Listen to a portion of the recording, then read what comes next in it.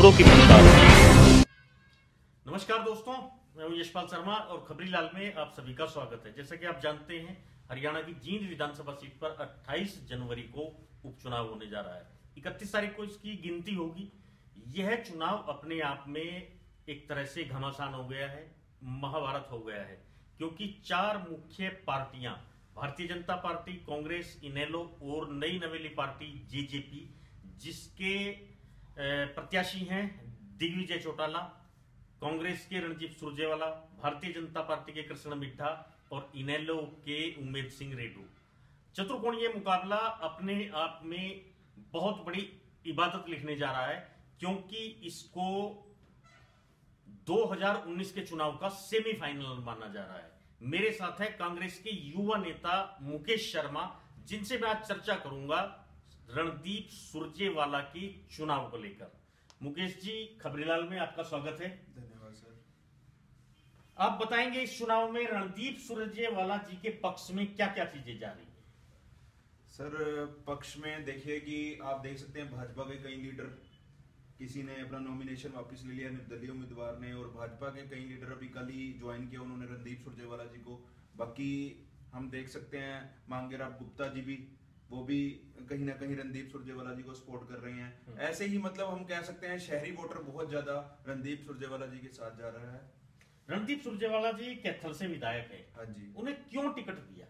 Sir, उनको इस करके टिकट दिया कैथल से, जींद से, क्योंकि हमें भी वहां जींद में अपनी मौजूदगी, क्योंकि मजबूत, अब जैसे देखा कि इन्होंने कृष्णलाल मिड्डे को, मतलब बीजेपी ने इनेलो का इंपोर्ट किया है अपने इसमें, बीजेपी पार्टी में टिकट दिया, और ऐसे ही अपना, और जो चौटाला पार्टी के हैं वो भी कुछ समय पहले ही पार्टी में आए हैं। तो ऐसे ही हमने ये चुनाव जीतना है, कांग्रेस पार्टी ने जींद का चुनाव जीतना है, और वो अच्छी वोटों से जीतेगी। नहीं, आगे 90 सीटों का चुनाव होगा। हाँ जी, होगा।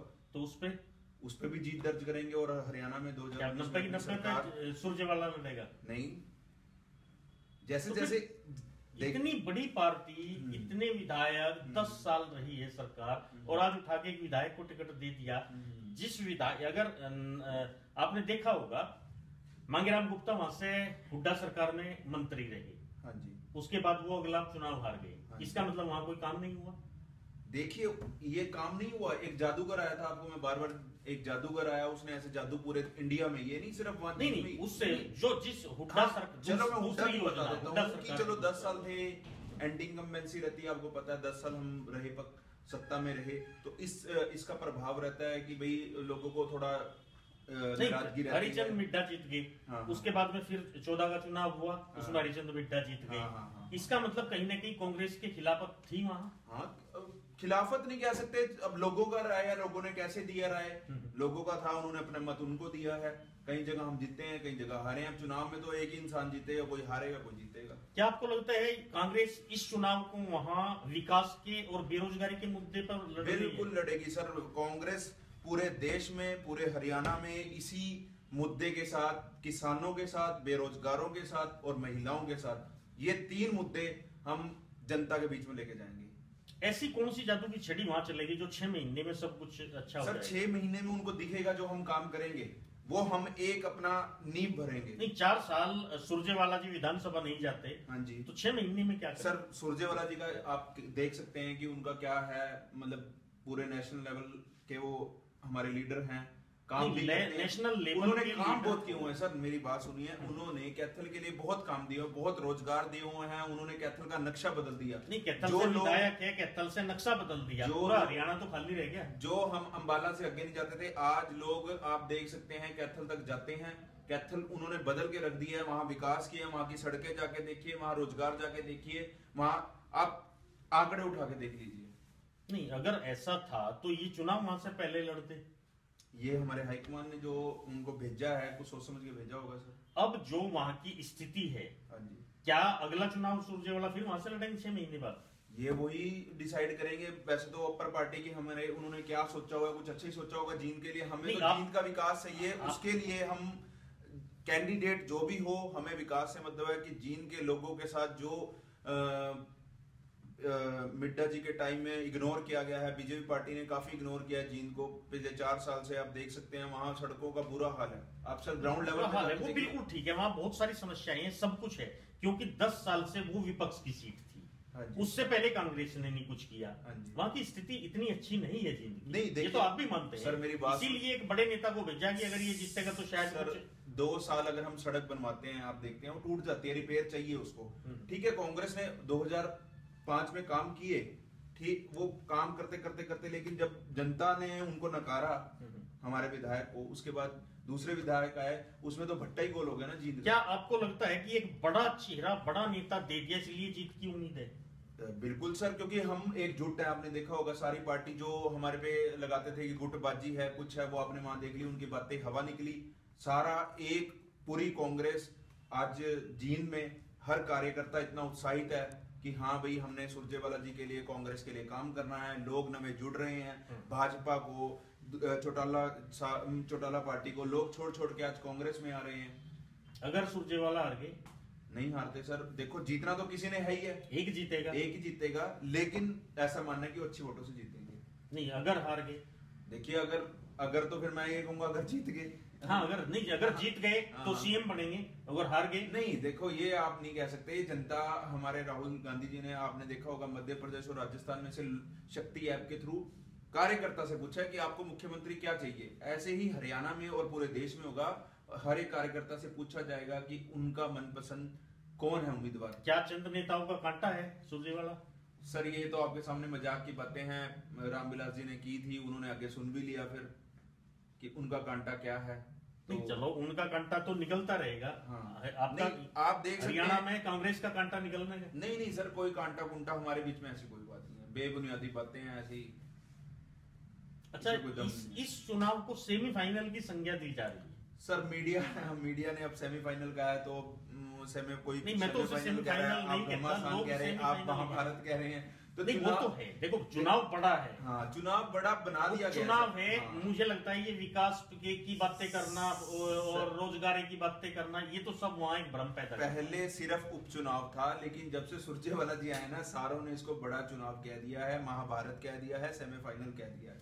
जेजेपी ने कहा है कि उसका नेता हमने हमेशा के लिए दिग्विजय दे दिया। हमारी पार्टी का हेडक्वार्टर जींद है, जींद में वो रैली कर रहे हैं, तो जींद को एक लंबे टाइम के लिए अच्छा नेता, युवा नेता मिल रहा है, तो वो सुरजेवाला को क्यों महत्व देंगे? सर जेजेपी का आपने सुना अभी तक सब टेम्परेरी है ना, तो उनका चुनाव निशान। चलो वो एक अलग चीज है सर, अलग टेम्परेरी वो भी चुनाव के बीच में, उनकी तो कोई कमी नहीं है, उनको भी आप बीच में लेके आइए। मैं उनको नहीं काउंट करता कि वो कौन से नंबर पे हैं, कौन से नहीं है, क्योंकि अभी उनको यही नहीं पता कि वोट डालनी कहाँ है। उनके भाई कुछ बोलते हैं वहां वोट डाल लो, सोशल मीडिया पे उनकी वीडियो वायरल हो रही है, आप देख सकते हैं कि वो कह रहे हैं कि एनक का बटन दबाओ। अब क्या, अब वही बात है ना, उनको यही नहीं पता कि हमारा कप प्लेट है, पता नहीं कप चाय है, क्या है उनका चुनाव निशान। मुझे तो चुनाव निशान भी नहीं पता। नहीं, मुझे नहीं पता कि उनका चुनाव निशान क्या है, क्योंकि सुनने में आया टेम्परेरी है। और वो अपना, उन्होंने, आपने देखा होगा, वो वकील कहते हैं अपने आप को, लेकिन उनके सर्टिफिकेट में 12वीं पास है। अब आप ये देख लोगों के चलते रहते हैं। कृष्ण मिड्ढा भी एक बहुत बड़ी कड़ी है वहां। देखिए, कृष्ण मिड्ढा जी के पिताजी थे, उन्होंने काफी पार्टी के वफादार रहे, लेकिन जो ये आपने देखा है, ये कोई, इन्होंने ये बात बिल्कुल ही, चाहे आजाद उम्मीदवार लड़ लेते, लेकिन वो वफादार नहीं है। वो वफादार कैसे होगे, पार्टियां छोड़ रहे हैं, आपके सामने है ना, उनको इसका ज्यादा राजनीति का, उनको सत्ता का प्रत्याशी, सत्ता का प्रत्याशी इंपोर्ट किया हुआ सर। सत्ता का प्रत्याशी कहां से है? आप ये देखिए ना, धन बल का बहुत ज्यादा उपयोग हो रहा है खट्टर सरकार में, आप देख सकते हैं। वो सब करते हैं। नहीं, बहुत ज्यादा हो रहा है सर। अब वो बातें नहीं रही जो 2014 के बाद में एलनाबाद में उपचुनाव हुआ था, जब चौटाला साहब ने सीट छोड़ी थी, भरत सिंह बेनीवाल को हराया था, कांग्रेस के प्रत्याशी को। वो सत्ता का चुनाव था, उसमें कांग्रेस ने पूरा हर चीज का दुरुपयोग हुआ था सर। देखिए, उस टाइम ना तो मुझे पता है, मैं उस टाइम छोटा हूँ। अब की जो मैं आपको स्थिति बता रहा हूँ, जो मैं अपनी आंखों से देख रहा हूँ, कि इस टाइम सत्ता पक्ष हर तरह से वोटर को, सपोर्टर को, अगर तो सत्ता पक्ष ने कांग्रेस को मेयर के चुनाव में बहुत बुरी तरह प्रस्तुत किया। कांग्रेस कहां सर, चुनाव में थी नहीं कांग्रेस। आप बताएं, हम सिंबल पे नहीं लड़े, कहां कांग्रेस? नहीं, सिंबल क्या होता है जब आपके नेता तो वहां लड़ रहे थे? नहीं, कहां लड़ रहे थे सर, बताएं। तो कहां नहीं लड़े? नहीं सर, हमारा कौन सी सीट पर क्या नेता नहीं गए? हम आजाद हमारे कुछ कार्यकर्ता लड़े हैं पार्टी के। चलिए, विधानसभा जींद की बात अगर हम करें, ये जो चुनाव है इसमें आपको और क्या चीज ऐसी लगती है कि सुरजेवाला का ये सबसे बड़ा प्लस पॉइंट है? सर प्लस पॉइंट खुद ही रणदीप सिंह सुरजेवाला जी हैं, उनके पिताजी हैं, खुद वो हैं, उन्होंने रोजगार बहुत दिया सर। जिन्होंने आपके सामने ये चौटाला पार्टी की, आपको पता ही है, दादाजी को हो रहा है, अब कह रहे पोता की बारी है, तो मैं इस चीज की तरफ नहीं जाना चाहता क्योंकि हमारे भी कुछ साथी होते हैं, ये चुनावी बातें होती हैं, ये चुनावी बातें से कोई नहीं चुनावी बातें नहीं, सच्चाई है सर, जो सच्चाई है वो बता रहे हैं आपको। जैसे आपने बताया इलाहाबाद में उन्होंने हराया, तो हम भी बता रहे हैं कि सुरजेवाला जी ने उनके दादाजी को हराया, अब सोशल मीडिया पे वायरल होगी पोते की बारी है। तो ये था जींद उपचुनाव पर कांग्रेस के युवा नेता मुकेश शर्मा के अपने विचार। ये रणदीप सुरजेवाला के पक्ष में बहुत सारी चीजें रखते हैं और इस चुनाव को 2019 विधानसभा का वास्तव में सेमीफाइनल माना जा रहा है, क्योंकि जो पार्टी इस चुनाव को जीतेगी वह मोरली बहुत ऊंचे हौसले के साथ एक बार फिर मैदान में आ जाएगी। बिल्कुल सर, सब लगे हुए हैं मेहनत करने। Golden Overseas PR and Study Visa for Australia, New Zealand, Canada, Ireland, UK and Germany. Also visit for IELTS, PTE, Spoken English and French at Vikas Vihar, Ambala City.